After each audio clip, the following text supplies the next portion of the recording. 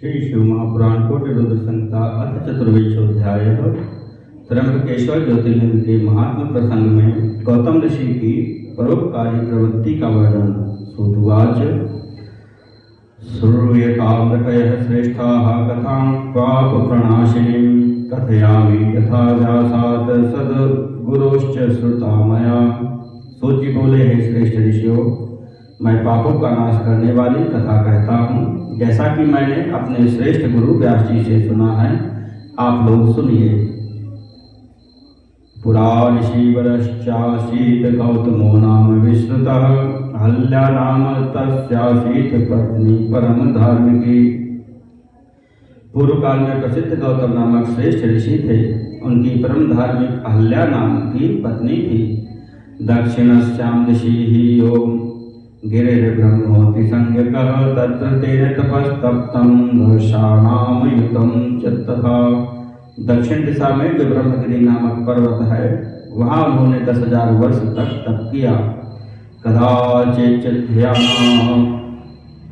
कदाचिच्चिह्ना वृष्टिर्भवत् तत्र सुव्रताः, वर्षाणां च शतं गौरीलोकादुपमुपागताः। आर्द्रं च पल्लवं न स्म दृश्यते पृथ्वीतले, कुतो जलं विदृश्येत जीवानां प्राणधारकम्। हे सुव्रतो, इसी समय वहाँ पर 100 वर्ष तक भयानक अनावृष्टि हुई, जिससे सभी लोग संकट में पड़ गए। पृथ्वी तल पर एक भी हरा पत्ता नहीं दिखाई पड़ता था। तब सभी प्राणियों को जिलाने वाला पानी कहाँ से दिखाई दे सकता था। तदा ते मुनयश्चैव मनुष्याः पशवस्तथा पक्षिणश्च मृगास्तत्र गताश्चैव दिशो दश। उस समय वे मुनिगण मनुष्य, पशु, पक्षी और मृग उस स्थान को छोड़कर 10 दिशाओं में चले गए। तां दृष्ट्वा चर्षयो विप्राः प्राणायाम परायणाः, ध्यानेन च तदा केचित् कालं निन्युः सुदाग्नम्। हे विप्रो, उस समय अनावृष्टि को देखकर कुछ ऋषि प्राणायाम में तत्पर होकर ध्यानपूर्वक उस भयंकर काल को बिताने लगे। गौतमोऽपि स्वयं तत्र वरुणार्थे तपः शुभं चकार चैव खण्डमासं प्राणायाम परायणः। महर्षि गौतम ने स्वयं भी वरुण देवता को प्रसन्न करने के लिए प्राणायाम परायण होकर 6 महीने तक उस स्थान पर उत्तम तप किया। ततश्च वरुणस्तस्मै वरं दातुं समागतः, प्रसन्नोऽस्मि वरं ब्रूहि ददामि च वचो ब्रवीत।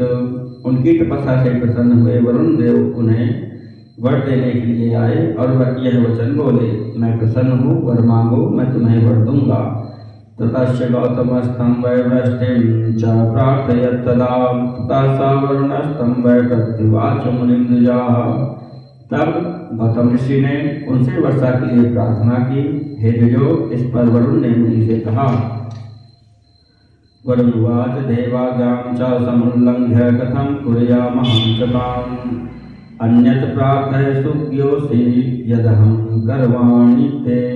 वरुण बोले, हे महर्षि, मैं दैव की आज्ञा का उल्लंघन कर किस प्रकार वृष्टि करूं? आप तो बुद्धिमान हैं, अतः कोई अन्य प्रार्थना कीजिए जिसे मैं आपके लिए प्रदान कर सकूं। सूतुवाच इत्येतद्वचनं तस्य वरुणस्य महात्मनः परोपकारी तच्छ्रुत्वा गौतमो वाक्यं ब्रवीत।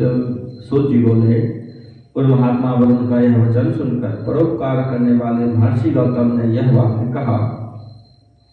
गौतमोवाच यदि प्रसन्नो देवेश यदि देयो वरो मम, यदहं प्रार्थयाम्यद्य कर्तव्यं हि त्वया तथा। यतस्त्वं जलराशिषस् तस्माद्देयं जलं मम, अक्षयं सर्वदेवेश दिव्यं नित्यफलप्रदम्। गौतम बोले, हे देवेश, यदि आप मुझ पर प्रसन्न हैं और मुझे वर देना ही चाहते हैं, तो मैं आज जो प्रार्थना करता हूँ उसे पूर्ण कीजिए। चूँकि आप जलराशि के स्वामी हैं, इसलिए हे सर्वदेवेश, मुझे अक्षय दिव्य तथा नित्य फल प्रदान करने वाला जल दीजिए। सूतुवाच इति सम्प्रार्थितस्तेन वरुणो गौतमेन वै उवाच वचनं तस्मै गर्तश्च गृहीतां त्वया।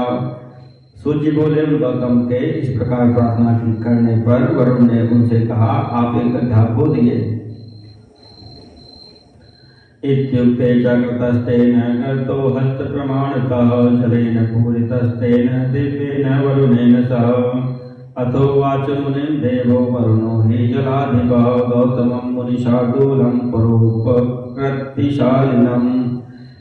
उनके ऐसा कहने पर गौतम ने एक हाथ का गड्ढा खोदा। तब वरुण ने उस गड्ढे को दिव्य जल से भर दिया। इसके बाद जल के स्वामी वरुण देव ने परोपकारी तथा मुनियों में श्रेष्ठ गौतम ऋषि से कहा, वरुणवाच अक्षयं च जलं तेस्तु तीर्थभूतं महामुने तव नाम्ना च विख्यातं चितावे तद्भविष्यति।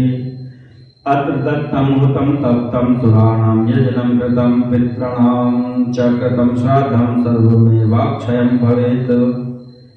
वरुण बोले, हे महामुने, यह जल आपके लिए अक्षय एवं तीर्थ स्वरूप होगा और पृथ्वी पर आपके नाम से प्रसिद्ध होगा।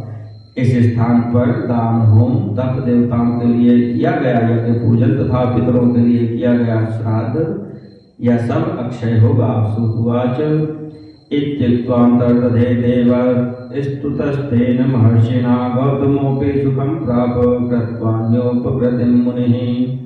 सूत जी बोले, ऐसा कहकर महर्षि से स्तुत होकर वरुण देव अंतर्ध्यान हो गए और महर्षि गौतम ने भी दूसरों का उपकार कर सुख प्राप्त किया। महतो ह्याश्रयः पुंसां महत्वायोपजायते महान्तस् तत्स्वरूपं च पश्यन्ति नेतरे शुभाः। बड़े लोगों का आश्रय मनुष्यों के गौरव का हेतु होता है, इसलिए महापुरुष ही उनके स्वरूप को देख पाते हैं, नीच लोग नहीं। यादृग्नरं च सेवेत तादृशं फलमश्नुते महतः सेवयोच्चत्वं क्षुद्रस्य क्षुद्रतां तथा। मनुष्य जिस प्रकार के पुरुष का सेवन करता है वह वैसा ही फल प्राप्त करता है। बड़ों की सेवा से बड़प्पन और छोटों की सेवा से लघुता प्राप्त होती है। सिंहस्य मंदिरे सेवा मुक्ता फलकरी मता श्रगाल मंदिरे सेवा तस्थलाभ करी स्मृता। सिंह की गुफा के पास रहना गज मुक्ता की प्राप्ति कराने वाला कहा गया है और सियार की मान के पास रहना अस्थिलाभ कराने वाला कहा गया है। उत्तमानां स्वभावोऽयं परदुःखा सहिष्णुता स्वयं दुःखं च संप्राप्तं मन्यतेऽन्यस्य वार्यते। सज्जन पुरुषों का ऐसा स्वभाव होता है कि वे दूसरों का दुख सह नहीं सकते और वे स्वयं अपने दुख सह लेते हैं, किंतु दूसरों के दुख को दूर करते हैं। वृक्षासहाटकं चैव चन्दनं चेक्षुकस्तथा एते भुवि परार्थे च दक्षा एवं न केचन। वृक्ष, सोना, चंदन और ईंट ये पृथ्वी पर दूसरों के उपकार में कुशल होते हैं, ऐसे अन्य कोई नहीं है। दयालुर्मद स्पर्श उपकारी जितेन्द्रिय एतैश्च पुण्यस्तस्तंभैस्तु चतुर्भिर्धार्यते मही। दयालु, अभिमान रहित, उपकारी एवं जितेंद्रिय इन चार पुण्य स्तंभों ने पृथ्वी को धारण किया है। ततश्च गौतमस्तत्र जलं प्राप्य सुदुर्लभं नित्य नैमित्तिकं कर्म चकार विधिवत् तदा। हे महर्षियों, तदनंतर गौतम ने अत्यंत दुर्लभ जल प्राप्त कर विधि पूर्वक नित्य नैमित्तिक कर्म संपन्न किए।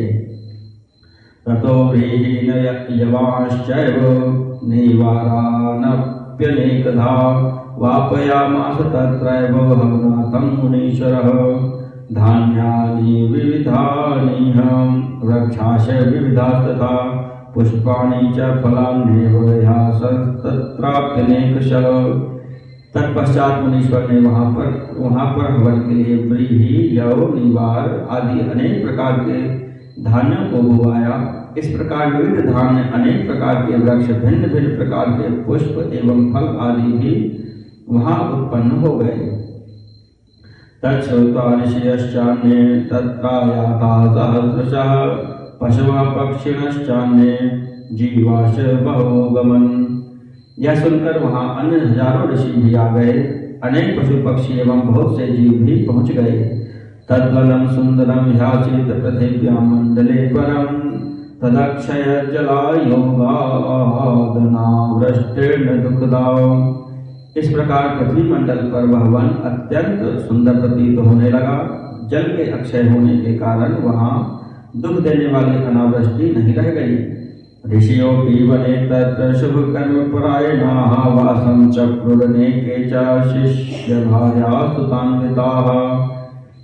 उस वन में अनेक ऋषि लोग भी उत्तम कर्मों में तत्पर होकर शिष्य भार्या तथा पुत्रादि के साथ वहां निवास करने लगे।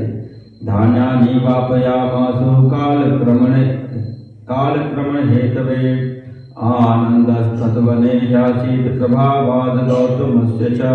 उन्होंने अपना जीवन बिताने के लिए धान्यों का आरोपण किया। इस प्रकार महर्षि गौतम के प्रभाव से उस वन में पूर्ण आनंद व्याप्त हो गया। इति श्री शिव महापुराणे चतुर्दश्यां कोटिरुद्र संहितायां त्र्यंबकेश्वर महात्म्ये गौतम प्रभाव वर्णनम नाम 24वाध्यायः।